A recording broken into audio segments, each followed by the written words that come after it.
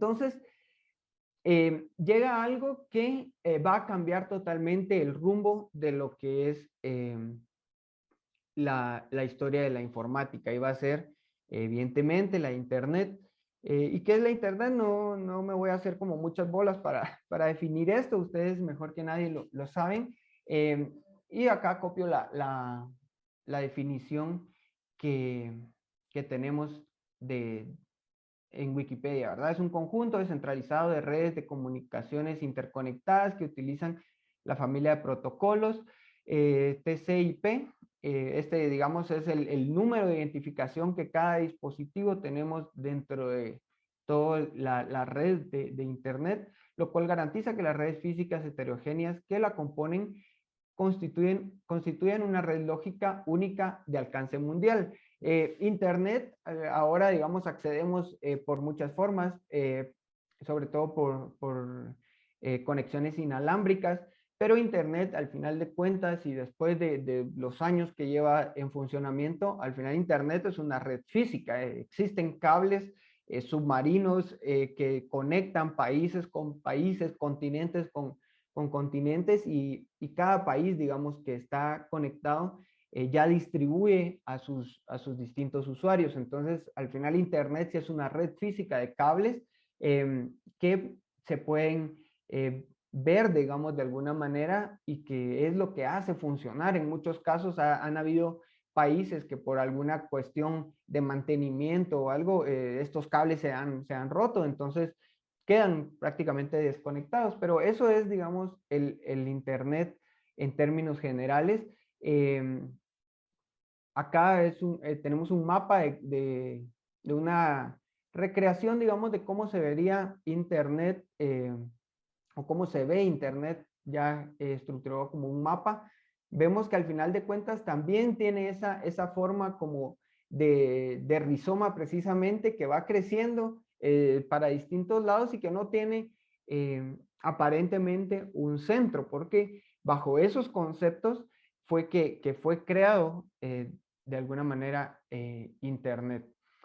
Entonces, la historia de Internet, brevemente, en 1969 se crea ARPANET, que va a ser un proyecto de la DARPA, que actualmente se conoce como DARPA, que es la Agencia de Defensa y de Investigación del Ejército de los Estados Unidos. Es un proyecto, digamos, que va a crearse precisamente en este marco de la Guerra Fría, y eso va a ser también importante porque esa inyección de alguna manera de fondos que se van a dar a partir de la Guerra Fría para este tipo de tecnologías va a permitir el avance de la informática y el crecimiento de Internet.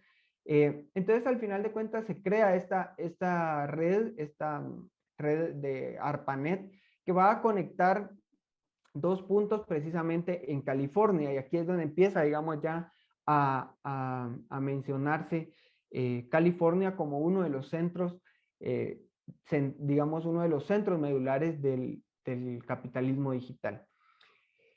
En 1989, Tim Berners-Lee va a crear la WWW, la World Wide Web, que es lo que conocemos ahora y que muchas veces se tiende a confundir el Internet con la red, digamos. Y acá hay que hacer una distinción. Internet no es lo mismo que la web.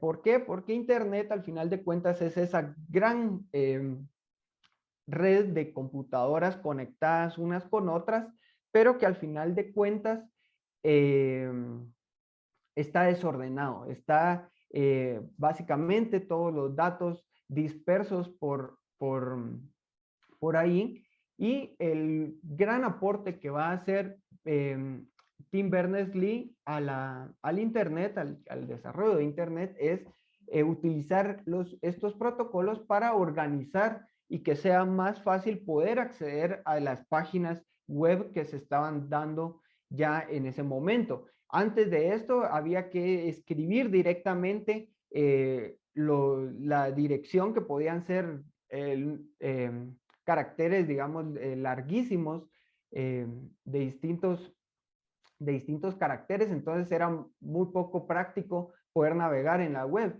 En Internet, ya con la web, ya empieza, digamos, a darse ese concepto de poder navegar en la web, porque ya era de escribir una dirección más fácil, digamos, el www.tal-y-tal.com. Eso permitió de alguna manera una transformación en lo que era Internet. Esta es la primera página web. Esta la pueden incluso todavía encontrar. Si quieren, podemos, yo creo que le compartí a Meli el enlace para que lo pueda compartir con ustedes. Si quieren, digamos, darle una vista a cómo lucía la primera página web creada en los 90 por Berners-Lee, y que va a abrir, digamos, el campo para muchas más páginas web, y así es como se va masificando.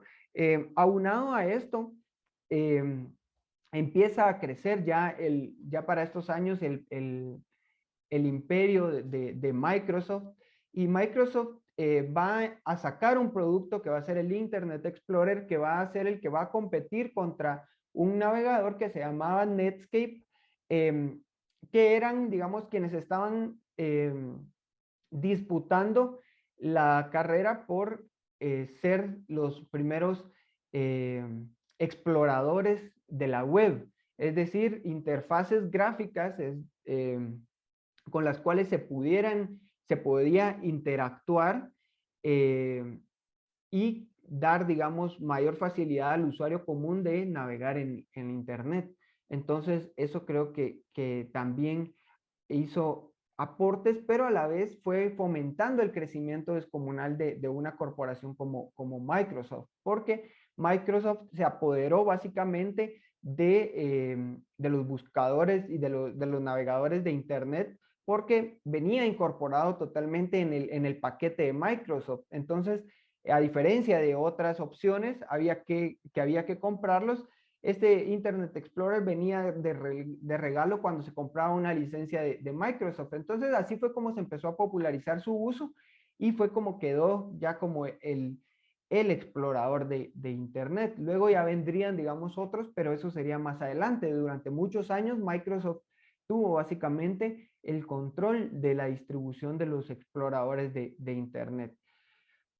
Entonces, para estos años, para los primeros años de Internet, sobre todo para los primeros años de la web, se va a hacer la declaración del ciberespacio. Este también tenemos un link que les vamos a compartir para que ustedes puedan ver esa declaración del ciberespacio. Y básicamente acá resaltar algunos de los valores que fueron como los fundacionales de Internet, ¿verdad?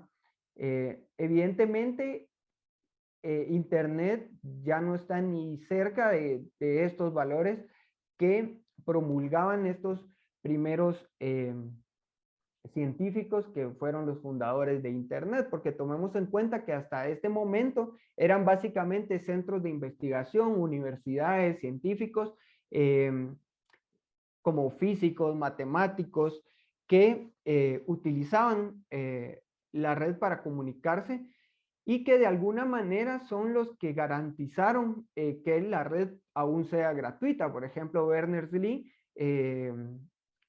liberó lo que hizo con la web, entonces, para que ninguna corporación pudiera de alguna manera cooptarlo. Obviamente sabemos que eso se transformó y vamos a ver cómo es que sucede, pero por ejemplo, valores como la descentralización, el uso de Internet como una herramienta para fomentar la creatividad, el hecho de que pensaban que Internet iba a ser una herramienta democratizante que llegara a todas las personas, a todos los hogares, para que se pudieran conectar, y a partir de esto tener muchas más libertades y oportunidades, incluso de negocios, de educación y de comunicación. Estos valores, digamos, los vemos muy expresados en la Declaración del Ciberespacio, donde John Perry Barlow les dice básicamente abiertamente a los gobiernos que saquen sus sucias manos del ciberespacio. evidentemente sabemos que eso no sucedió así, pero fue, digamos, un precedente y es uno de los precedentes fundacionales del cómo se concebía Internet en sus primeros años y de todo lo que de alguna manera se perdió, de lo que pudo ser y no fue. Y vamos a hablar de este gran salto, digamos. Ya empezábamos a mencionar un poco eh, algunas corporaciones como Microsoft, IBM, que fueron, digamos, de alguna manera quienes impulsaron y que hicieron de alguna manera el uso personal de la informática. Pero va a haber un momento clave, un espacio geográfico en concreto que va a ser el epicentro, digamos, de lo que hoy conocemos como capitalismo digital. Y por eso quisiera, a partir de este momento, hacer un recorrido por algunos momentos. Evidentemente no voy a abarcar toda la historia, pero algunos momentos que considero claves para entender cómo se fue creando la mentalidad de lo que hoy se conoce como Silicon Valley y que es el epicentro de las grandes corporaciones y de las principales firmas de Internet y de tecnología. Entonces, de Silicon Valley para el mundo, porque al final de cuentas, el Silicon Valley es una región, es el Valle de Santa Clara, en realidad el nombre, y se le va a dar el nombre de Silicon Valley porque acá es donde se va a, digamos, a popularizar de alguna manera. Ya vamos a ver cómo se le da el nombre de Silicon Valley, pero es básicamente por el silicio asociado a los transistores, que va a ser, digamos, el producto clave para el impulso de la transformación tecnológica que se va a dar en Silicon Valley. ¿Dónde queda Silicon Valley? Silicon Valley queda en California, Estados Unidos, en el norte de California, eh, básicamente en las orillas de lo que se conoce como la Bahía de San Francisco. Acá lo que está en la imagen es básicamente lo que se conoce como Silicon Valley, que son varias ciudades conectadas. Por ejemplo, Redwood City, que la tenemos por acá, Menlo Park, que es una de las eh, más importantes, digamos, Palo Alto. Y acá en todas estas ciudades se encuentran asentadas empresas como por ejemplo Netflix, YouTube, Google, Facebook, y todas estas ciudades es lo que se conoce como el Valle de Santa Clara o el Silicon Valley. Palo Alto, Mountain View, Sunnyvale, y vamos a ver cómo estas ciudades que no son, digamos, las grandes metrópolis que habitualmente tenemos idea o que se han construido, digamos, la imagen de cómo son las grandes ciudades de Estados Unidos, como Nueva York, Los Ángeles, Chicago. Por el contrario, estas son ciudades muy pequeñas, digamos, con poca cantidad de habitantes, que van a empezar a tener visibilidad precisamente por las empresas y por la forma en que se va a dar la explosión, digamos, de la tecnología en esta área. Eh, entonces, esto es lo que es el famoso Silicon Valley y lo que geográficamente, digamos, podemos entender como la bahía de San Francisco y el, y el Valle del Silicio. Entonces, vamos a ver que Silicon Valley no surge, digamos, de la nada, digamos, lo que ahora es Silicon Valley con las grandes empresas que conocemos, no fue de la noche a la mañana, ni siquiera en en los últimos años. Nos tenemos que remontar hasta inicios del siglo XX, finales del siglo XIX.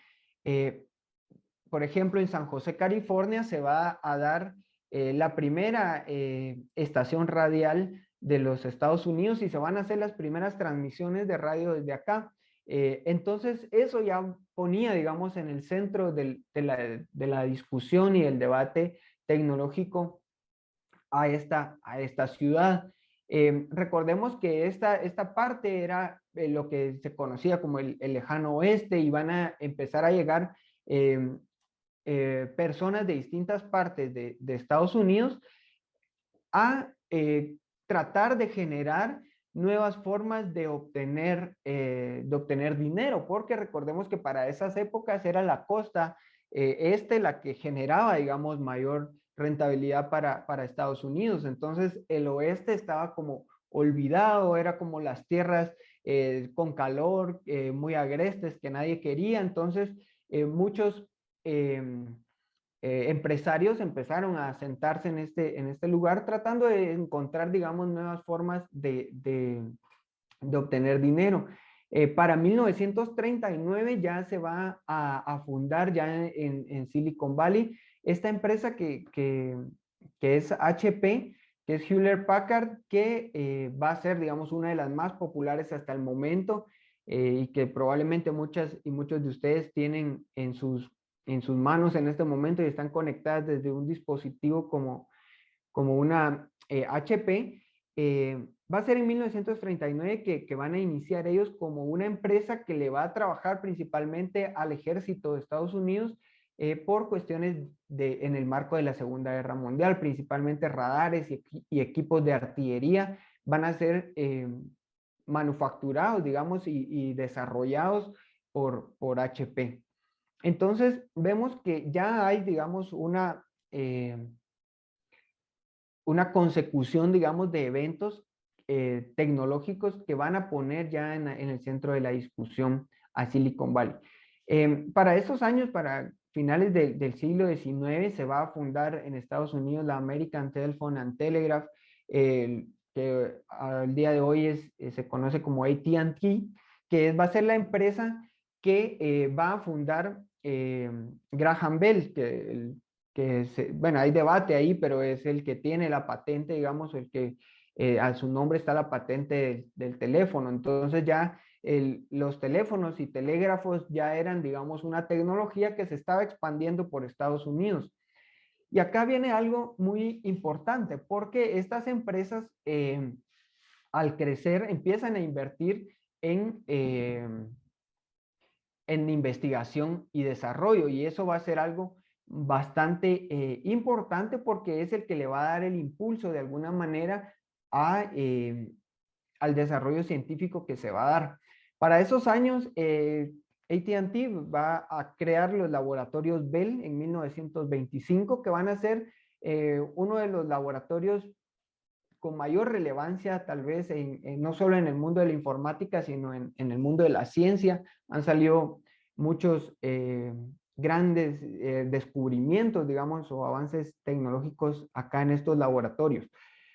Entonces, para esos años existían lo que se conocían como tubos de vacío, que eran estos elementos utilizados en la electrónica para transferencia de electricidad. Entonces, la idea la idea de los laboratorios Bell era que poder transformar estos tubos de vacío en algo más práctico, en algo menos frágil que un tubo lleno de gas por el cual se transfería la energía. Entonces van a contratar a tres de los científicos, digamos, más renombrados en esa época, que son los que tenemos en pantalla. Walter Brattain, William Shockley y John Bardeen.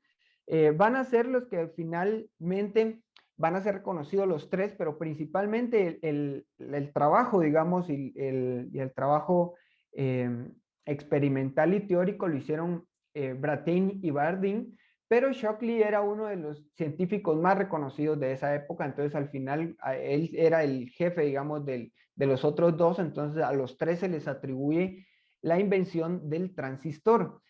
Que el transistor lo que va a hacer es esto es el primer transistor, evidentemente este no es el que se va a comercializar años después, sino va a ser el concepto teórico y experimental que van a desarrollar en 1947 y lo que va a permitir esto es la transferencia de electricidad a través de elementos sólidos, ya no a través de un gas, y por lo tanto esto permitía crear transistores que no se rompieran y hacerlos más pequeños. Entonces, eso fue una revolución tecnológica para ese momento.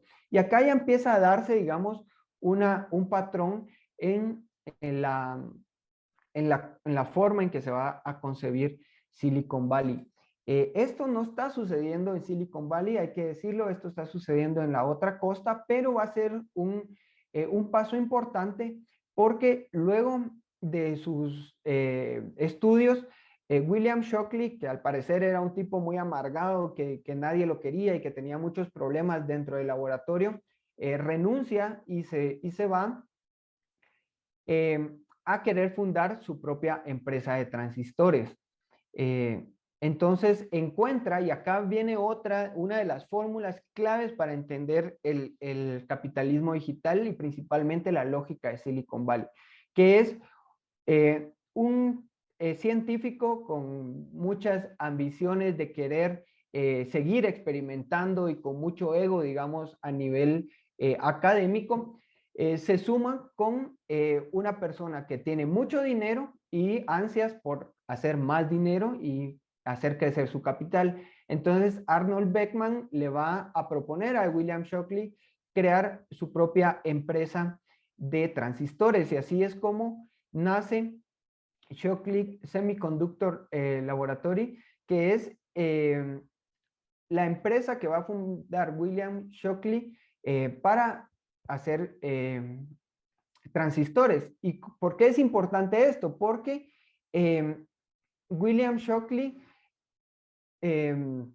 va a pedirle a Beckman que no trasladarse porque esta empresa iba a ser una subsidiaria de la empresa de Beckman, que era mucho más grande y que estaba en New Jersey. Pero William Shockley, por quedarse cerca de su mamá, que al parecer estaba enferma o tenía algún problema, pide que se funde la empresa o tener las oficinas de la empresa en Mountain View, en Silicon Valley. Entonces, por algún tipo de casualidad, fue que se funda Shockley Semiconductor en Mountain View. Para estos años acaba de entrar en juego otro personaje que va a ser otro de los pilares importantes de la lógica de Silicon Valley, que es Frederick Terman, que era para estos años rector de la Universidad de Stanford, una universidad fundada y que está en la Bahía de San Francisco, también en Silicon Valley, y que fue, digamos, o ha sido parte del desarrollo de Silicon Valley. En el 46 se funda en Menlo Park el Stanford Research Institute, que va a ser uno de los institutos que se van a conectar en esa primera conexión de ARPANET, si se recuerdan que lo mencioné hace un momento, pues Stanford, este instituto de Stanford era uno de los nodos, de esos nodos primarios, digamos, de la conexión a Internet. Entonces ahí ya se viene reforzando, digamos, la idea del enfoque de esta institución en la tecnología. Y luego, Frederick Terman va a fundar en el 51 en Palo Alto, siempre dentro de la Bahía de San Francisco, el Parque de Investigación de Stanford, que va a ser un parque que la visión que tenía este señor era proveer a nuevos empresarios o a empresarios jóvenes la posibilidad de hacer uso de todos los recursos que tenía la universidad y tener, digamos, de alguna manera algún tipo de beneficios fiscales por estar dentro de la universidad, uso de laboratorios e incluso les daban espacio físico dentro del campus de la universidad. Entonces esto hizo que se juntaran tres elementos claves. Científicos, de alguna manera reconocidos en el área de la informática o de la electrónica, personas con dinero, con grandes capitales para invertir y la universidad o la educación universitaria, en este caso Stanford. Entonces, para esos años en este parque de investigación de la Universidad de Stanford empezaron a surgir empresas que posteriormente se van a hacer muy conocidas como por ejemplo, Kodak, General Electric, Hewlett Packard, que ya lo mencionábamos, que también estaba dentro de este parque, y Lockheed, que luego se va a convertir en Lockheed Martin, que es uno de los más grandes proveedores de tecnología militar para el ejército de Estados Unidos. Entonces, vemos que acá hay otro elemento también, que es la inversión pública, principalmente el gasto militar. Entonces, estos son, digamos, algunos de los primeros años y de los fundadores, se podría decir de alguna manera, de Silicon Valley. Y como vemos, ¿cuál es el patrón acá que encontramos? Son hombres blancos muy educados y con posibilidades económicas altas. Entonces, esa lógica no la pierdan de vista porque la vamos a mantener. Luego, Shockley, al fundar su empresa, su laboratorio de semiconductores, va a contratar a muchos estudiantes, digamos, de Stanford que tenían ganas de experimentar y encontrar un espacio donde poder trabajar sobre lo que estaban haciendo sobre semiconductores. Pero, ¿qué va a suceder? El mal carácter de Shockley y la explotación, al parecer, a la que los tenía sometidos, va a hacer que 8 de los principales, digamos, ingenieros y científicos que tenían en los laboratorios Shockley salgan de los laboratorios, renuncien y dejen, digamos, botado el trabajo. Él los va a nombrar como los 8 traidores y la historia, digamos, los va a reconocer, los va a catalogar como los 8 traidores de Silicon Valley. Pero ¿cuál es la clave acá de esta renuncia, digamos? Que acá se empieza, estos 8 van a fundar ese concepto del emprendedor, digamos. El que deja su trabajo, el trabajo fijo, estable, con garantías salariales, etcétera, y que renuncia porque está en desacuerdo con ese modelo y con la forma de trabajo de su jefe, que al parecer era muy tradicional. Entonces, el salirse y el lanzarse a la aventura de no tener certeza de cómo continuar, digamos, con su empresa, va a ser uno de los grandes hitos, digamos, y de los mantras que se repiten en Silicon Valley. Entonces, nuevamente la fórmula que ya habíamos mencionado, científicos con ganas de experimentar y de crear cosas con personas que tienen mucho dinero. En este caso, Sherman Fairchild les va a dar $1 millón, que para esa época y para lo que ellos buscaban era muchísimo dinero, y van a fundar en el 57 en Sunnyvale, en otra ciudad del Valle de Santa Clara, Fairchild Semiconductors. Entonces, esto va a hacer, digamos, no solo la competencia de Shockley, sino que va a empezar a crear innovaciones en el marco de la Guerra Fría. Acá va a haber, digamos, un momento de mucha tensión, porque recordemos que para estos años Estados Unidos y la Unión Soviética estaban también metidos en la carrera espacial. Entonces, el programa Apolo era un programa que estaba destinando muchísimos recursos a empresas que hicieran innovaciones en el campo de la tecnología para poder llegar a la luna, que era lo que buscaban. Entonces Fairchild va a tener la posibilidad de mover muchísimos fondos militares también de gasto público para hacer sus investigaciones. Y acá esta foto es bien interesante y va a seguir la lógica de lo que les decía al principio del anonimato de las mujeres. Fairchild era igual una empresa de fabricación de transistores y creían que las mujeres tenían, digamos, más delicadeza para poder trabajar este tipo de componentes. Entonces, si se dan cuenta, quienes están en primera plana, que son estos 8 fundadores, pero a sus espaldas tienen a muchísimas mujeres que van a ser las que hacen el trabajo duro, digamos, el trabajo al final de cuentas también científico que va a posibilitar la producción, pero también nuevos avances en el campo de la electrónica, cosa que no es reconocido, pero que para la historia, es necesario recordarlo. También la participación que todas estas tuvieron durante el programa Apolo.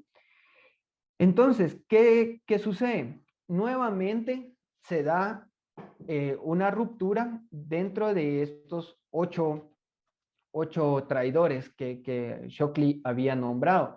Y estos van a ser Gordon Moore y Robert Noyce, que van a salir de esta otra compañía de Fairchild, y nuevamente la fórmula, un señor con mucho dinero les va a proveer el capital suficiente para crear en Mountain View en 1968 Intel, que es probablemente la marca más grande de microprocesadores, que es digamos, el cerebro del cálculo de nuestros dispositivos, ya sean computadores personales, y va a crear, digamos, toda un gran imperio en torno a estos microprocesadores.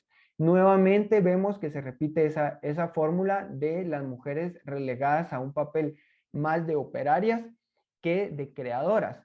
Y la fórmula de siempre, científicos con personas de mucho dinero, hombres blancos muy educados y con dinero. Para el 71 va a salir este periodista, Don Hoffler, va a crear una página, digamos, una columna en este medio que se llamaba Electronic News, una columna que se llamaba Silicon Valley USA, que era, digamos, hacer reviews de lo que estaba sucediendo en Silicon Valley, ya en el Valle de Santa Clara. Entonces este nombre le va a quedar a Silicon Valley como el espacio ese de la tecnología. Entonces, acá tenemos algo importante. Para 1975, que surge Microsoft, es donde ya empieza, digamos, la lógica de Silicon Valley y de las grandes corporaciones tecnológicas. Luego, en el 76, se funda Apple, que va a ser, digamos, la que va a revolucionar el tema de las computadoras personales y de las interfaces gráficas de usuario. Y para los 90 vamos a tener ya la explosión de empresas en Silicon Valley. Empresas como Yahoo, Google, Netflix, PayPal se van a asentar aquí en este valle de Santa Clara, siempre bajo esa misma lógica que siguieron, que les venía explicando. Personas, básicamente lo que podemos considerar como un científico nerd de universidades digamos, de primera categoría en Estados Unidos, principalmente Stanford, con personas que empiezan a invertir mucho capital en innovaciones tecnológicas.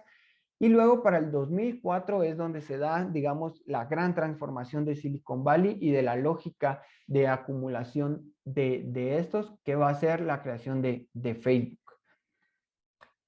Entonces, claves del crecimiento sin precedentes de Silicon Valley. Acá quiero mencionar tres cosas que ya he venido mencionando, pero que es importante recapitular, que es el conocimiento técnico-científico, el capital riesgo que garantiza financiamiento básicamente ilimitado, y otro elemento principal, el gasto público, principalmente el militar. Estos tres componentes van a ser los fundacionales de Silicon Valley. Y eso es, digamos, lo que posibilitó el crecimiento y la irrupción, digamos, de las empresas de Silicon Valley en el mercado de la tecnología. Además de, y acá rápidamente mencionar algunas cuestiones, capacidad de innovación. Esto es importante porque muchas veces ahora la palabra innovación se dice muchísimo y se utiliza para cualquier cosa, pero vamos a entender capacidad de innovación como la capacidad de crear algo nuevo, algo desde cero, algo que nadie ha creado ni pensado aparentemente, crearlo, digamos. Esta fue otra de las claves, los grandes capitales en investigación y desarrollo. Y otro elemento clave, la Universidad de Stanford. Pero no solo lo que ya veníamos diciendo, por supuesto, Stanford también fue avanzando en sus investigaciones y, por ejemplo, científicos como B.A. Fogg van a crear institutos que les van a ser muy útiles a estas empresas y que va a haber intercambios ahí nuevamente entre la universidad con empresas tecnológicas, que va a ser el laboratorio de tecnología persuasiva. Actualmente el laboratorio de diseño de comportamiento de la Universidad de Stanford, que lo que van a hacer son estudios neurológicos y neuronales acerca de cómo responde nuestro cerebro a distintos impulsos. Y esto va a ser importante resaltarlo, porque este conocimiento le va a permitir a muchas empresas tecnológicas ir creando hábitos en las personas que básicamente eran estudios y experimentaciones de cómo poder condicionar el cerebro y el comportamiento humano. Eso de alguna manera a mí me resulta algo bastante chocante, porque pareciera, digamos, que todo el tiempo han estado experimentando, digamos, con, con estos, con estas cuestiones, que incluso, digamos, llegar a hacer estudios neuronales de cómo poder crear hábitos y recibir pequeñas dosis de dopamina, por ejemplo, el hecho del like que tienen las redes sociales, y eso ya lo han salido abiertamente, por ejemplo, en un documental que se llama el Social Dilemma, el dilema de las redes sociales, que quienes tienen Netflix lo pueden encontrar. Básicamente muchos de estos nerds que crearon, digamos, muchas de las empresas de Silicon Valley, casi que como que fueran, digamos, con un gran arrepentimiento y con una carga y una culpa moral, digamos, de haber hecho, digamos, eso, de crear este tipo como de juego, digamos, porque al final las aplicaciones se convirtieron ya como en un juego de interacción y de aumentar tu realidad, pero que todo estaba muy bien pensado desde estos estudios del comportamiento, y básicamente eso es lo que fue, digamos, la clave de muchas empresas. La capacidad de adaptarse rápidamente, esa es otra de las características de estas empresas, que se adaptan rápidamente, no abandonan, digamos, la burocracia de las empresas y las industrias del capitalismo industrial tradicional, y eso es algo que yo creo que hay que repensar a la luz de lo que está sucediendo hoy día.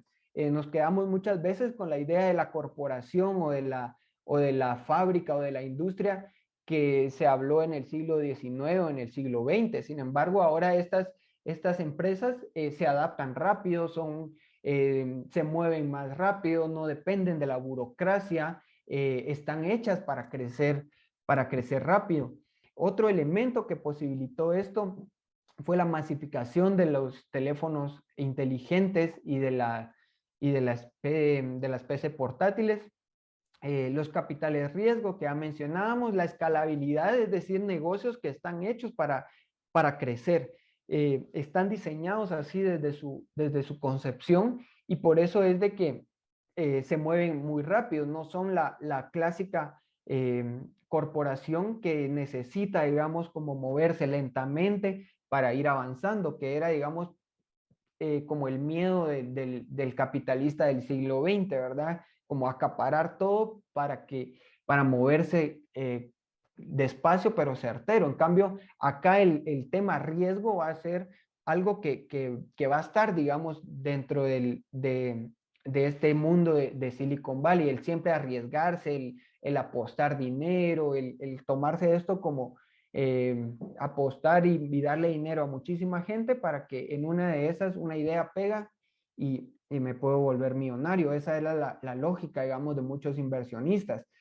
Pero principalmente, acá cierro con esta parte, que es esto: el registro, almacenamiento, transferencia y comercialización masiva de datos va a ser la clave del Silicon Valley que conocemos actualmente. Entonces, cuando hablamos de datos, porque decimos siempre datos quienes se ponen más exquisitos le dicen data, y y bueno, empiezan, digamos, estas cuestiones de proteger mis datos, de que no quiero hacer tal cosa porque pone en riesgo los datos. Son muchas, digamos, cuestiones que están actualmente, pero que muchas veces no entendemos al final de cuentas qué es un dato. Entonces, finalmente la informática es un mundo de unos y ceros, eh, donde un dato es cualquier secuencia de uno o más símbolos a los cuales se les da un significado mediante actos específicos de interpretación. ¿Qué quiere decir esto? Al final de cuentas, los datos, digamos, van a ser en el mundo de la informática series de unos y ceros que de alguna manera las máquinas interpretan y le dan una acción, digamos, a esas instrucciones o a esas secuencias de símbolos, se les va a permitir, digamos, transformarse en acciones específicas a través de esa interpretación que los ordenadores hacen. Acá les dejo como algunos datos de las dimensiones, es decir, por ejemplo, un bit, que es un dígito binario, ya sea un 1 o un 0, pasando por el byte, el kilobyte, el megabyte, el gigabyte, que son, digamos, medidas con las cuales estamos relacionados de alguna manera, porque desde que, si alguna de ustedes se recuerda, los disquetes, las USBs, todos esos dispositivos de almacenamiento están en estas magnitudes, ¿verdad? En gigabytes. Pero ahora, con la capacidad, digamos, de los avances de la electrónica, por ejemplo, ya medidas como el terabyte, el petabyte o incluso el zettabyte y el yottabyte, que son ya medidas como muy masivas, son ya, digamos, parte del lenguaje actual de las empresas tecnológicas. Entonces, por ejemplo, cuando decimos dónde almacenan los datos, son en infraestructuras más o menos similares a estas, como que son alacenas prácticamente con cientos de ordenadores generando y procesando información a cada momento a grandes velocidades. Estos data centers, digamos, son los que le permiten a estas empresas almacenar grandes cantidades de datos de nosotras y nosotros los usuarios, ¿verdad? Entonces, eh, hay una página también que creo que les podemos compartir donde ustedes pueden ver eh, la, lo que sucede en Internet en un segundo. Eso es bien impresionante. En esa página es muy sencilla. Ustedes pueden ir como bajando y viendo la cantidad porque es una página que se actualiza, está en vivo aparentemente, entonces da como cantidades de cosas que suceden en la red que es impresionante, digamos, la cantidad de datos y muchas veces no logramos dimensionar la magnitud de datos que estas empresas han llegado a manejar. Entonces, acá es donde se crea, digamos, la cuarta revolución industrial o el capitalismo 4.0, ese capitalismo digital del que estamos hablando. Acá ya dejamos un poco la parte histórica y ahí nos aproximamos a analizar, digamos, lo que está sucediendo. Se le llama cuarta revolución industrial porque se dice que es la cuarta gran transformación que sufre la tecnología. La primera fue la mecanización, es decir, la máquina de vapor, esto hablando mediados del siglo XIX, donde se crea, digamos, ese capitalismo industrial. Luego, la electricidad que va a permitir siempre a este capitalismo industrial producir en masa, ¿verdad? Este modelo fordiano del ensamblaje en masa, que se empiezan a ensamblar automóviles y muchos productos, digamos, en líneas de ensamblaje. Esta es lo que posibilita la electricidad. Luego la tercera revolución industrial, que sería la informática, que es la automatización de tecnologías de tecnologías de información y comunicación, es decir, las TICs, las plataformas, el Internet que conocemos, las aplicaciones. Y ya la cuarta, que es la actual, digamos, la digitalización, eh, ya entran tecnologías como el Internet de las cosas, que ya no son humanos conectados a dispositivos, sino dispositivos, es decir, computadoras conectadas a otras computadoras. Eso es algo que aún no sabemos qué va a pasar, nadie sabe qué está sucediendo en muchas de estas empresas ni hacia dónde piensan enfocar esto, y por eso es importante, digamos, que cuestionemos el enfoque que está teniendo esta digitalización, porque empiezan también a salir los sistemas ciberfísicos, es decir, ya sistemas de hardware, es decir, de dispositivos físicos conectados directamente con nuestros cuerpos. Por ejemplo, empresas como Neuralink, que es una de las empresas de este millonario Elon Musk, ya está experimentando en simios la implantación de un chip directamente en el cerebro para poder interactuar con otras computadoras. Cómo lo vayan a lograr y cuándo y dentro de cuánto tiempo no se sabe, pero ya está sucediendo. Digamos, es una realidad que no podemos negar. Entonces eso, digamos, es como la parte de cómo ha ido evolucionando la tecnología desde esta perspectiva, digamos, porque tratando de entender cómo este capitalismo industrial del siglo XX da paso a este nuevo capitalismo digital. Ahora el colonialismo y el poder de los datos, la dependencia de países del sur global de la infraestructura tecnológica del norte global.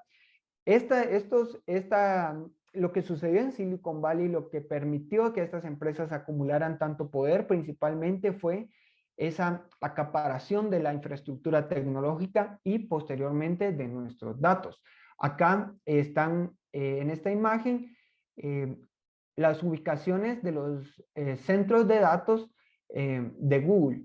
Y como ustedes pueden ver, hay una clara desigualdad en la distribución de dónde están ubicados estos centros de datos, porque estos centros de datos, pensemos que es el bien más preciado que tienen estas empresas. Por eso preservan, digamos, tan celosamente estos data centers, que son prácticamente bases militares en donde nadie tiene acceso, ni sabe qué pasa, ni siquiera se conocen cómo son por dentro estos data centers, pero vemos que la mayoría están en Estados Unidos y en Europa.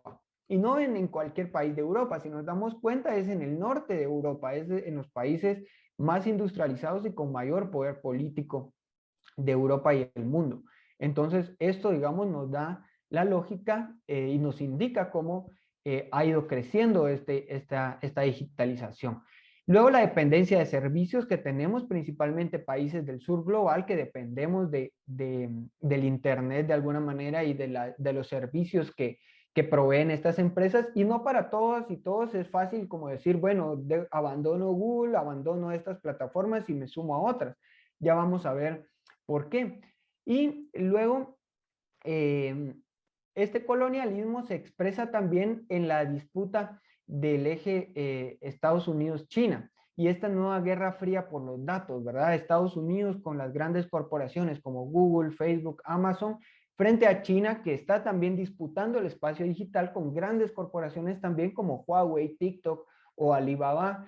Esta, digamos, guerra comercial en la que se han metido estos dos países, no sabemos las consecuencias que pueda tener, pero lo que sí sabemos es de que está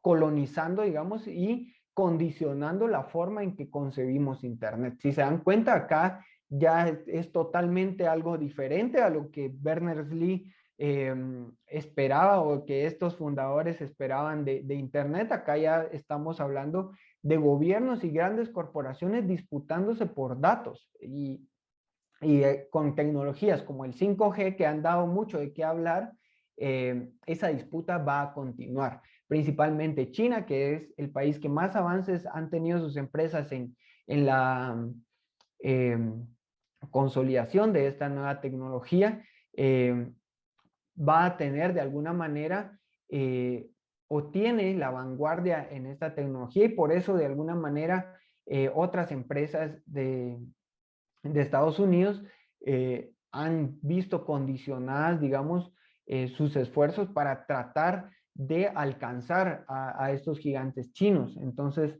hay que ver qué va a pasar con el 5G. Hay muchos mitos y realidades sobre eso, sobre que si transmite enfermedades, incluso se decía que el 5G transmitía el coronavirus o cuestiones así. Y esto lo dicen, digamos, ambos polos políticos, digamos, tanto personas como muy conservadoras, como personas que creen en el libre mercado. Hay, digamos, muchos mitos de parte de todos estos sectores y yo creo que al final lo que tiene que prevalecer es el criterio, eh, digamos, científico, pero también político acerca del uso de estas tecnologías.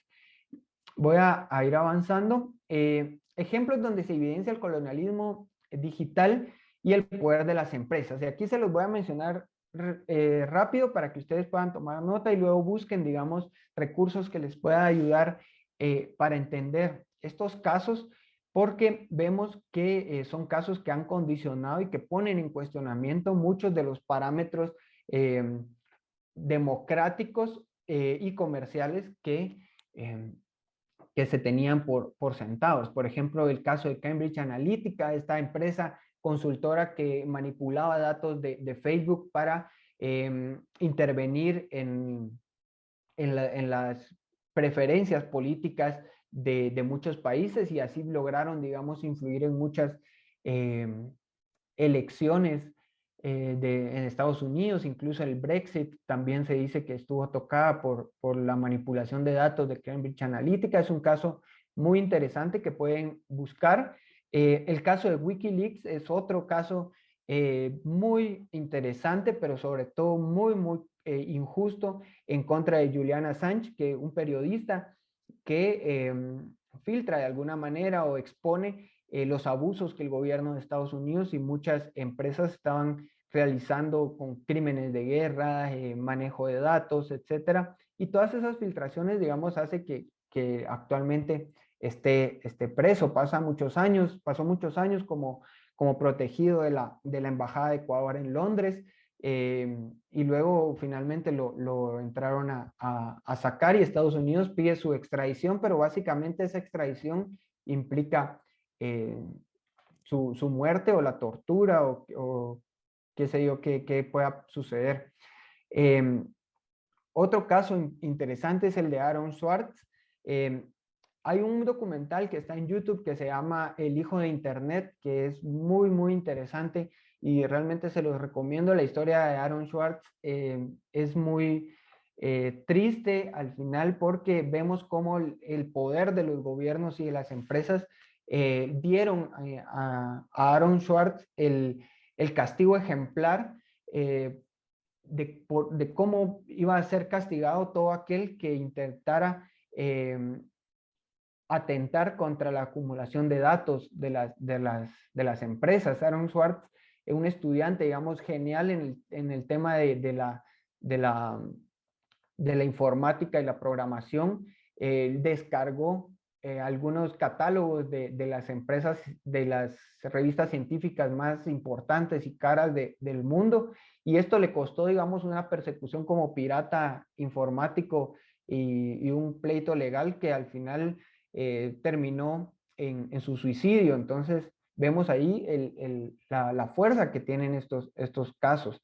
El caso de Edward Snowden es otro caso, digamos, de trabajador consultor de la NSA que hace filtraciones también y declara los abusos que Estados Unidos estaba realizando al implementar cierta tecnología en Irak y en otros lugares, y sobre todo el espionaje masivo que el gobierno hace a sus ciudadanos. Eh, Alexandra Elbakian, que es otra, digamos, otro caso, ella creó esta plataforma que se llama SciHub, que es un repositorio de papers científicos, de artículos científicos gratuitos que provienen, digamos, de distintas fuentes, pero el hecho, digamos, de ella haber creado un portal de acceso gratuito a información fue lo que le valió que en Estados Unidos le pusieran multas y condenas que, como ella es rusa, vive en otro país, no le alcanzaba, digamos, pero igual está criminalizada. Entonces, ¿qué es lo que sucede? Que estas empresas tecnológicas se han metido tanto en nuestra vida que incluso la controvertida y nuestra nada querida Real Academia de la Lengua Española ha incorporado, digamos, términos como el googlear, que ya es parte, digamos, de nuestra cotidianidad, digamos, ya es un verbo en sí, en el español, y eso ha hecho, digamos, o demuestra cómo estas empresas no solo abarcan el mercado, sino que llegan, digamos, a lo más profundo de lo que somos, de nuestras relaciones humanas, relaciones emocionales, y al final de cuentas también nos son útiles, han solucionado, digamos, problemas que antes no existían, porque al final también nos crearon un problema y nos vendieron la solución. Entonces, empresas como Uber, Netflix, WhatsApp, Globo, Airbnb, son, digamos, plataformas que nos facilitan muchísimas cosas, nos facilitan comunicarnos, encontrar hospedaje, o encontrar transporte. Lo utilizamos, digamos, y es parte ya de nuestra cotidianidad, igual Twitter, YouTube, no digamos, pero incluso plataformas como Tinder, Grindr, que son, digamos, también plataformas que permiten a las personas buscar otro tipo de interacciones más personales, y eso, digamos, transforma de alguna manera y empieza a generar nuevas lógicas de relaciones sociales y relaciones humanas, y eso realmente es muy interesante porque no sabemos en qué va a parar. Hay muchas cosas que se están dando, que están sucediendo en este momento, principalmente con el manejo de datos, que no sabemos a dónde vaya a parar o las consecuencias que esto pueda tener. El estilo de vida de Silicon Valley. Silicon Valley no es únicamente un modelo económico, digamos, o no representa únicamente el capitalismo digital. Cuando hablamos de capitalismo digital, evidentemente, al hablar de capitalismo, sabemos que es totalizante, digamos, está inmerso en cualquier parte de nuestra vida y está presente ahí. Lo mismo sucede con este capitalismo digital, que nos vende no solo la idea de progreso económico, sino también un estilo de vida al estilo Silicon Valley, evidentemente, que está determinado incluso por la forma de vestir. Y vamos a empezar con esto que es como lo más evidente. Por ejemplo, personajes como Mark Zuckerberg, el que es el fundador y dueño de Facebook, Jack Dorsey, que es el fundador y gerente también general de Twitter, eh, Sundar Pichai, que es el CEO de Alphabet, que es esta megacorporación que contiene a Google y a otras empresas, eh, Tim Cook de Apple, Steve Jobs y personajes como Elon Musk, que ya entran, digamos, a jugar incluso hasta en temas de la cultura popular y de Estados Unidos, aparecer en televisión con personajes como Miley Cyrus. Pero, ¿qué tienen en común estos tipos, además de ser hombres blancos, eh, de mucho dinero, muy bien educados? Es de que si los vemos, al final parecen personas comunes que podemos encontrar, digamos, en cualquier lugar. Este estilo de verse relajado, como muy cool, como tengo mis capacidades de programación, tengo toda la capacidad tecnológica. Entonces, eso empieza a generar, digamos, una transformación en la forma de cómo vemos al empresario, digamos. Ya no es el empresario tradicional, corporativo, muy bien, digamos, ataviado de trajes de gala o con mucha formalidad, seriedad. Por el contrario, digamos, estas empresas como Google, Apple, apuestan, digamos, mucho por temas como la diversidad, el descansar en el trabajo, incluso la sede de Google. Dicen que quienes han podido estar, digamos, dentro, que también no se le da la oportunidad a muchas personas, pero quienes han hecho como contado de cómo es por dentro, es como un centro como un parque de diversiones en donde hay muchísimos espacios para poder descansar, se le apuesta mucho al ocio. Entonces, esa lógica, digamos, le ha ido eh, dando, digamos, construyendo un estilo de vida de Silicon Valley. El pensamiento del sharing, digamos, que es el compartir, digamos, esta idea de que todo lo creamos en colectivo, pero con grandes comillas, que por ejemplo, Facebook, es cierto, lo creamos entre todos, pero no nos pertenece a todos. Twitter igual, lo construimos y lo hacemos entre todos, pero no nos pertenece. Y lo mismo podemos decir con Uber, Airbnb, esta cultura del compartir, de que si yo tengo un espacio que te puedo alquilar y quieres dormir en un sofá, pues te lo vendo barato y compartimos, digamos. Esa idea en términos de valores humanos pareciera muy interesante, digamos, qué bonito, ¿verdad? O sea, en comunidad, yo te vendo el espacio que tengo, si lo querés lo compras, o sea, eso, pero es, al final de cuentas, resulta ser una pantalla, digamos, un engaño que queda muy bien, digamos, para la narrativa que quieren transmitir y lo que quieren comunicar estas personas. Verse bien, cercanas a las personas y no verse como estos empresarios cuasi vampiros que se aprovechan de las personas, digamos. Entonces, el estilo de vida Silicon Valley es un estilo de vida que renuncia a los valores morales, estéticos, políticos e incluso laborales del capitalismo del siglo XIX y siglo XX. Acá se replantea toda una concepción del trabajo, una recomposición de los valores políticos incluso, o de aceptar, por ejemplo, temas como la diversidad ante el mundo bipolar, digamos. Eso es uno de los elementos que caracteriza este estilo de vida Silicon Valley. Y por supuesto, todo esto ligado directamente con la tecnología, ¿verdad? Verse bien, pero también verse conectado, verse muy activo en redes sociales, crear toda una imagen digital. Esta es, digamos, como la imagen que nos quieren transmitir del empresario de Silicon Valley.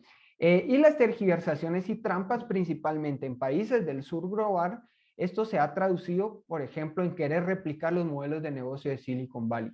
Muchos países de Latinoamérica están haciendo intentos de crear parques tecnológicos en donde hayan inversionistas, en donde hayan aceleradoras de negocios que permitan hacer crecer a los emprendedores, pero digamos, ya vimos la historia de cómo se crea Silicon Valley, es muy difícil replicar ese modelo por todos los elementos que ya revisamos. Sin embargo, este estilo de negocios que se ha creado, digamos, genera este tipo de personajes que digamos, en lenguaje de Internet se les conoce como los Crypto Bros o esta mente de tiburón, ¿verdad? El emprendedor, el que puede empezar desde cero, el que si tiene 100 quetzales al día siguiente los duplica y que van por lo regular de la mano de estos negocios piramidales o estafas en Internet, como el poder invertir, que ustedes seguramente han visto en los videos de YouTube cuando los reproducimos, invierte en Amazon, que el dinero no crece en los árboles, crece en Amazon. Invierte tus acciones. Entonces, todo ese discurso, digamos, es una tergiversación total porque evidentemente ni Zuckerberg, ni Dorsey, ni ninguno de los grandes de la tecnología y de las corporaciones se ha hecho millonario haciendo ese tipo de negocios. Entonces, esto ha sido impulsado principalmente por programas de televisión como Shark Tank o este donde salía Donald Trump, el emprendedor que busca el apadrinamiento de un inversor. Esa mentalidad del mente de tiburón papá, ¿verdad? El querer siempre mantenerte vivo, ese discurso de el que quiere puede, sos pobre porque querés, te quedas dormido y todo eso, son parte, digamos, de esas falacias que principalmente en países de mucha desigualdad y pobreza pegan muy bien porque venden una ilusión de posibilidad y eso es lo que estamos buscando, digamos, desesperadamente en países como los nuestros, desesperadamente querer obtener dinero de algún lado, entonces esto se presta para muchas trampas y estafas. Este tipo de personajes como los que tenemos acá, que no puse los nombres para no darles publicidad, pero coaches internacionales de negocios que venden su imagen como aquel niño pobre que salió del barrio descalzo y que ahora tiene un jet y que puede viajar de Los Ángeles a Nueva York y ese tipo de cuestiones que vienen empujadas por toda una narrativa que encontramos incluso hasta en la fila del supermercado o en cualquier librería, digamos, que te damos 10 tips para ser un emprendedor genial, que la inteligencia que tienes que aplicar, cómo piensan los grandes de Silicon Valley, dónde están las claves de lo que logró hacer Steve Jobs. Todo este discurso, digamos, es parte de la trampa, pero que también está generado dentro de este capitalismo digital. El tema de las criptomonedas, la promesa de salirnos de la economía tradicional y crear una economía paralela fuera de los ojos de los bancos y de los gobiernos, ha sido, digamos, también parte de este discurso. Y esto que todo se resuelve con tecnología, todo le podemos dar solución con tecnología, la pobreza se resuelve con tecnología, el cambio climático con tecnología, y poner a la tecnología como el centro de todo, digamos. Eso al final de cuentas es lo que ha hecho que muchas personas se alejen de toda esta discusión porque piensan que únicamente pueden opinar o únicamente pueden tener acceso a esta discusión personas muy técnicas, cuando vemos que esto implica muchísimas más cosas, implica temas desde lo económico hasta lo político, pasando evidentemente por la educación. Y refuerza, digamos, todo esto de las trampas y tergiversaciones, refuerza la imagen de la tecnología como un espacio elitista, machista, racista y patriarcal. Digamos, un estilo de vida sumamente hormonal entre hombres, que es bien extraño cómo se comportan en términos de los valores, digamos, que promueven dentro de sus comunidades cripto, dentro de la concepción de la política que tienen, cómo ven a los gobiernos. Digamos, hay muchas mezclas y esto realmente es un peligro real, digamos, porque implica muchos engaños y muchas estafas que están haciendo perder dinero a personas que confiadas creen en este tipo de discursos.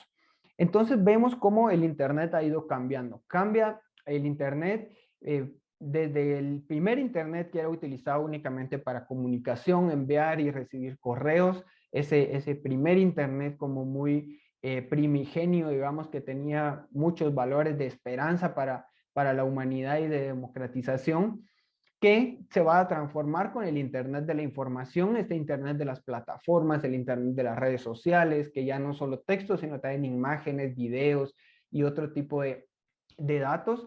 Y finalmente, nos estamos aproximando, ya estamos aún en una etapa del Internet del valor. Es decir, ya le estamos asignando valor a porciones de código dentro de Internet. Por ejemplo, las criptomonedas no existen físicamente, son básicamente trozos de código que están, digamos, alojados en algún lugar y que de manera colectiva se les ha asignado un valor cambiario para estos códigos.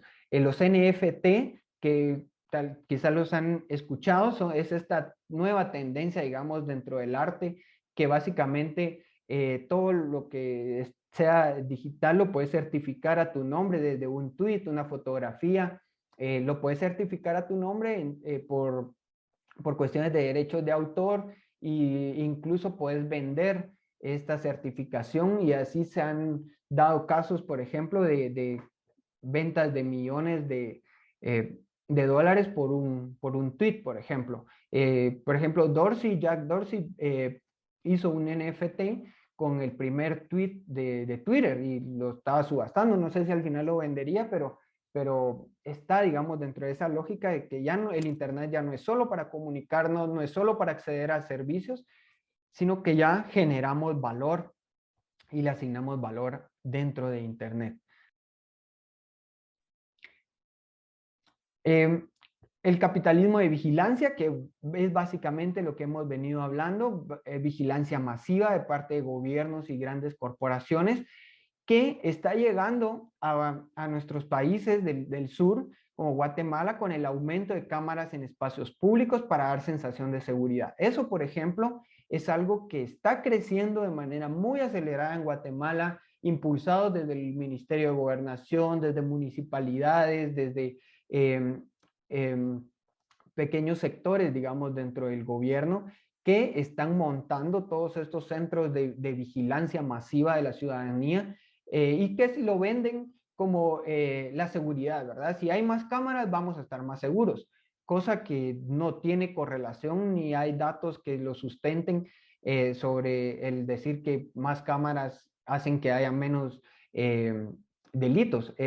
Totalmente lo contrario, digamos. Sin embargo, esto está sirviendo para monitorear a la población en todo momento, vigilarnos y poder generar, digamos, de alguna manera una sociedad.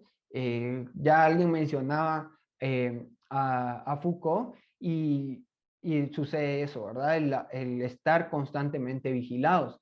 Eh, por ejemplo, la vigilancia del espionaje a opositores políticos y periodistas es una realidad ya en Guatemala, en toda Latinoamérica, principalmente por el caso de Pegasus, este software desarrollado por esta empresa de Israel llamada NSO, que es un software que puede ser instalado en cualquier dispositivo de manera muy fácil a través de correos, redes sociales o cualquier tipo de forma de infectarse, principalmente por un link al que entra de manera porque se hace pasar, digamos, por algún contacto de confianza o cualquier cosa, uno ingresa y fácilmente este software puede manipular los equipos, ¿verdad? Desde encender la cámara, micrófonos, ver mensajes de texto, mensajes de WhatsApp, básicamente entrar a toda la data personal de las personas espiadas. Y esto ha sido utilizado incluso en Europa, en México, en muchos países de Asia y África. Incluso en Alemania creo que hay también datos de uso de Pegasus. Eh, Estos evidentemente son los riesgos que tiene el que no haya una legislación ni marcos legales. Eso creo que tal vez lo vamos a abordar más adelante en la presentación de Sara, pero creo yo que eso es uno de los grandes derechos violados hacia la población en la actualidad, que es la ausencia de legislación sobre la protección de datos personales y nuestro derecho a la privacidad y la neutralidad en la red. Eso no sucede en Guatemala, básicamente nos graban en cualquier momento, estamos en cámaras de video por todos lados y no sabemos dónde, quién ni cómo almacenan esos datos, qué uso les dan, si los comercializan o sepa quién, qué hacen con esa información. Luego, bueno, el capitalismo generado por el usuario es este capitalismo digital que nos convierte de alguna manera y es ya no es el trabajador, digamos, en el capital tradicional, el trabajador, el generador, digamos, de valor a través de su trabajo, sino ahora nos convertimos en un en un sujeto que es productor y consumidor a la vez, es decir, nosotros producimos datos, pero a la vez consumimos servicios que estos mismos corporaciones nos dan. Por ejemplo, esto de que los datos son el nuevo petróleo, eso se comprueba con datos, digamos, como el petróleo en los últimos años ha ido perdiendo valor en bolsa a nivel internacional y cómo los datos han ido en aumento, por ejemplo. Y cuando decimos datos, decimos directamente empresas que venden los paquetes, los sets de datos a terceras empresas para fines comerciales como publicidad, marketing, seguros, por ejemplo. Incluso se dan casos de discriminación laboral porque muchas empresas ya utilizan mecanismos de algoritmos para decidir a qué persona le dan trabajo o a qué persona no, o a quién sí se le da un préstamo y a quién no. Eso nos limita. Y esa es una de las características del capitalismo, el que es inevitable. Al final, podemos dejar de usar muchas plataformas, podemos alejarnos de utilizar ciertos servicios, pero al final de cuentas estamos inmersos en ello.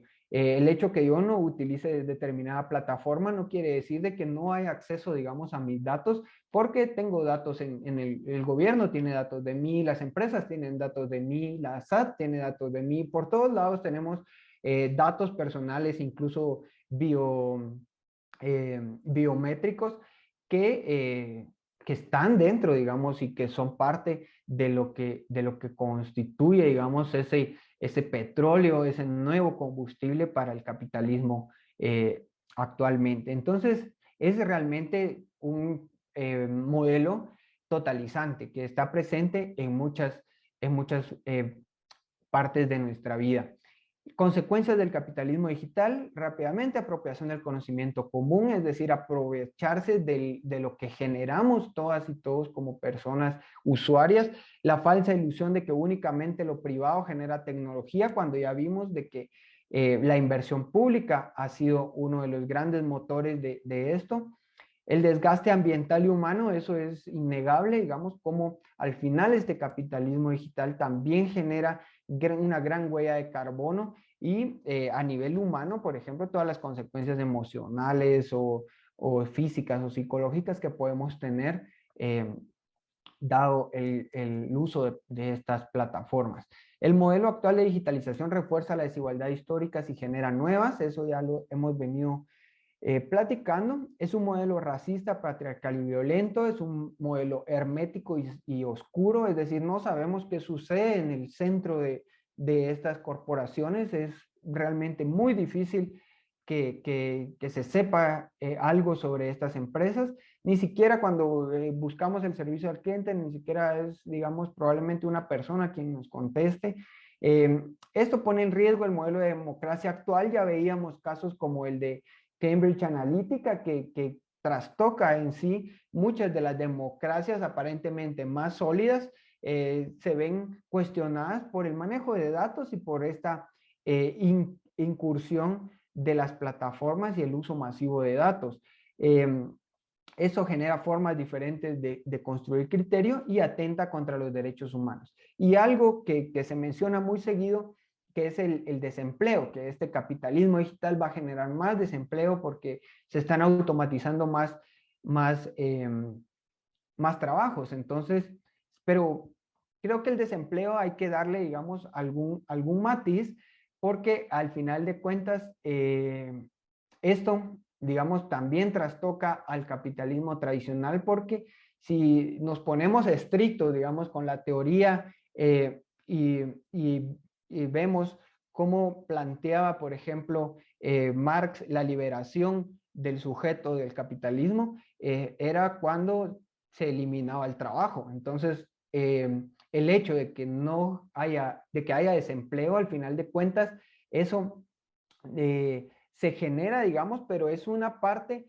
en donde este mismo capitalismo digital cuestiona a esa estructura, digamos, de que la única forma de generar valor es en una fábrica o en una oficina, sino que acá nos enfrentamos a un capital en donde ya no es el trabajador el centro, sino son los datos y el tiempo que pasa una persona frente al dispositivo. Entonces, eso es una discusión que podemos abarcar en otro momento. Eh, Acá hablamos de Guatemala y el capitalismo digital. ¿Por qué tiene que ver, digamos, y por qué debería de importarnos en Guatemala el capitalismo digital? Principalmente por el despojo, porque el capitalismo en sí, desde su génesis, digamos, la parte central del capitalismo es el despojo. Eh, pero no solo eso, sino que al final la intensificación del extractivismo en Guatemala a partir de los años 2000, principalmente con leyes de fomento de inversión como la ley de minería en el 97, van a permitir que muchas empresas extractivas se asienten en el país. ¿Y qué sucede? Esto pasa por la alta demanda de minerales que se utilizan, digamos, de esta materia prima que se utiliza para dispositivos electrónicos. ¿Y qué fue lo que sucedió? A partir de los 2000, como ya vimos, hay un aumento en la capacidad, digamos, o en la necesidad de estas corporaciones de captar más datos y por eso más dispositivos y por lo tanto más materia prima. Por ejemplo, el oro es un elemento fundamental para muchos contactos electrónicos a niveles muy pequeños en nuestros dispositivos. Y esto constituye la base, digamos, es el génesis del capitalismo digital. Es decir, no podría existir un Amazon, un Google o un Facebook si no existieran también empresas extractivas de minerales que les permiten construir, elaborar sus plataformas y darles, digamos, ese alimento de energía.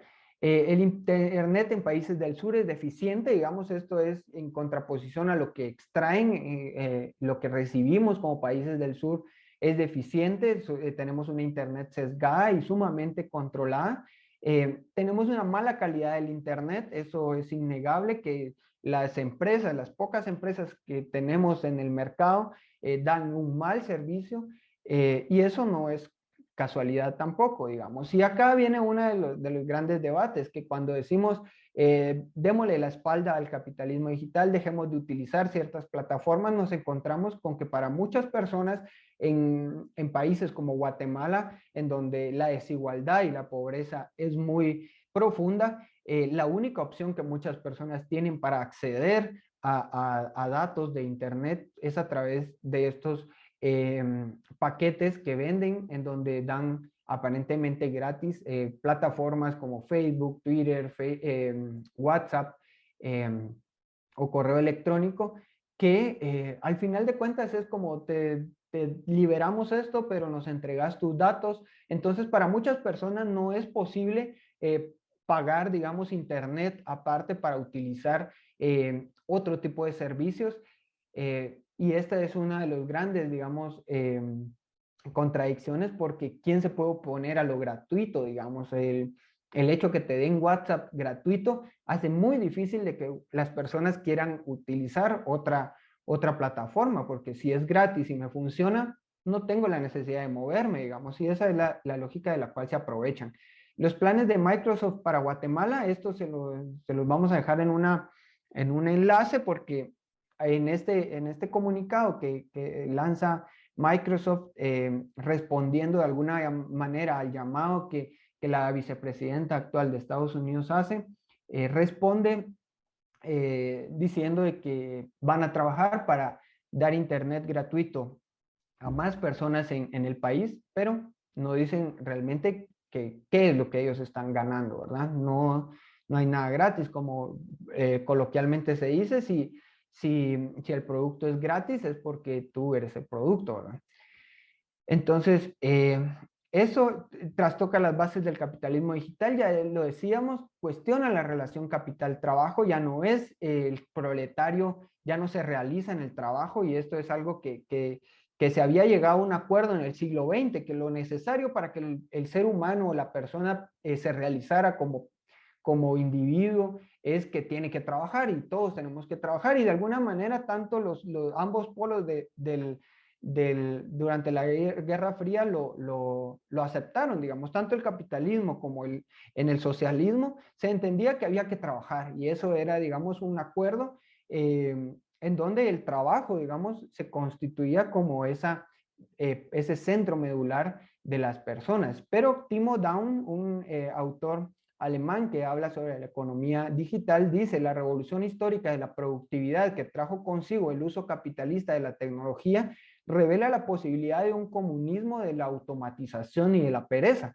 Vale la pena redescubrir esta idea hasta ahora olvidada. Es decir, Timo Down en su libro dice que esto de eliminar el trabajo sería como la fantasía más grande que Marx pudiera tener, digamos, si viviera, digamos, el eliminar el trabajo, el liberar a la persona del trabajo y apelar, digamos, a un capital más producido por el consumo de datos. Entonces esto creo yo que abre un gran debate, digamos, porque a la vez que la automatización desplaza a las personas y les genera más tiempo libre, debe haber, digamos, ahí puede darse un aprovechamiento para elevar la calidad de vida de las personas. Sin embargo, este debate es algo que está muy incipiente y que en pocos países lo están experimentando, por ejemplo, con la reducción de la jornada laboral o la renta básica, es decir, que todas las personas reciban de parte de estas empresas y de parte de los gobiernos una renta básica,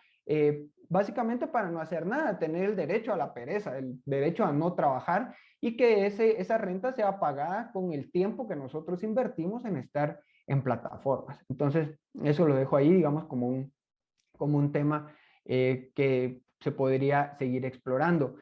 Acá otro tema, la inversión pública y el desarrollo tecnológico es clave en el capitalismo digital y no se puede, digamos, competir o buscar la soberanía tecnológica de parte de los gobiernos si tenemos datos como estos que nos arrojan acá en Guatemala, que apenas es el 0.03% del Producto Interno Bruto lo que se dedica a investigación, a comparación de países, por ejemplo, como Israel y Corea del Sur, que son punteros en el tema de la innovación tecnológica, no hay comparación, digamos. Entonces, acá al final de cuentas vemos de que esa trampa o esa falacia de que el mercado genera valor por sí mismo no es tan cierto porque los países que más gasto público tienen en inversión y desarrollo son los que más se han aprovechado, digamos, las empresas de esta inversión. Lo común y la digitalización, y aquí ya quiero ir como cerrando, como para ir encontrando esas rutas de cómo poder desenmarañar todo esto. Y vemos que estas empresas se han aprovechado de lo común, es decir, la apropiación de los comunes caracteriza, es una característica fundamental del capitalismo y la apropiación del conocimiento para producir valor. Ya lo decíamos, el tiempo que pasamos, el nuevo capitalismo ya no se circunscribe al lugar de trabajo, es decir, ya no tenemos que ir a una fábrica para generar valor con nuestro trabajo a un lugar específico, sino que básicamente estamos generando valor y dinero en cualquier momento del día, incluso cuando estamos dormidos, que hay aplicaciones que generan datos de cuando estamos dormidos. Entonces yo creo que eso nos dice mucho de lo penetrante que es este nuevo capitalismo. Entonces no podemos dejarle el diseño de la digitalización en las manos de Silicon Valley porque ya vemos a dónde nos está llevando. Está más que comprobado que la única intención de esta gente es obtener datos para obtener dinero y mayor poder político. ¿Cómo disputamos ese terreno? Por ejemplo, conceptos como descentralización, horizontalidad, resiliencia, innovación, el sentido de comunidad, incluso categorías como peer-to-peer, son categorías, digamos, que están muy metidas en el núcleo del capitalismo digital y de Silicon Valley. Sin embargo, estos valores no son nuevos, esos son valores que los pueblos originarios, por ejemplo, en nuestros países, han venido practicando desde hace siglos. Lo que sucede es de que lo que hicieron Silicon Valley fue apropiarse de muchos de estos valores, de este conocimiento común y utilizarlo para sus fines económicos. Entonces, ¿qué sucede si ese conocimiento que está preservado en comunidades, en nuestro barrio, en nuestra familia, en nuestros grupos cercanos, digamos, vieran, digamos, la potencia que hay contenida dentro de estos valores para poder repensar la tecnología y enfocarla en lo que realmente nos es útil? Y esto, al final de cuentas, puede ser una narrativa muy potente para iniciar a transformar la forma en que conceptualizamos y pensamos la tecnología. El poder del conocimiento común frente a la digitalización.